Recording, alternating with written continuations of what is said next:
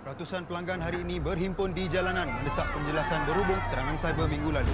Suspek cuma riliskan 30% nama whistleblower dan saya percaya dia akan rilis lagi 70%. Amin Hafiz. Tak ada sistem yang dia tak boleh kawal atau conquer dalam masa yang singkat. Selamat pagi Malaysia. Kita ada kurang daripada 24 jam sebelum semua nama whistleblower ni bocor. Kalau rilis baki tu tuan, orang dah tak percaya kita dah lepas ni.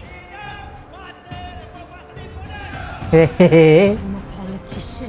There's nothing else to play with but fire. Kita kena sedia dengan sebarang kemungkinan. Kerja lawan korupsi ni bukan saja kita buat musuh dekat luar. Kenapa? Dalam diri. Oh, SPRM ke?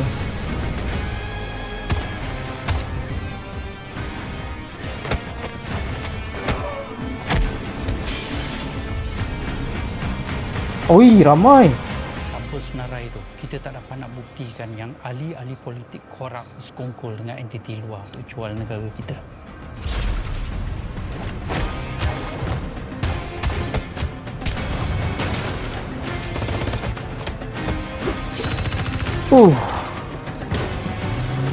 Wah. Ui. Konspirasi. Wow, dia ada nampak action dia lah. Abang Gas yang buat. Kita nampak lah ada adik putera Hisham Hamid apa semua kan. Baik mah. It's going to be big punya filem lah kan. So ya, kita tengok nanti pertengahan bulan Mei dah nak dekat dah. Kan? Apa-apa pun guys, jadilah penonton yang setia. Terima kasih.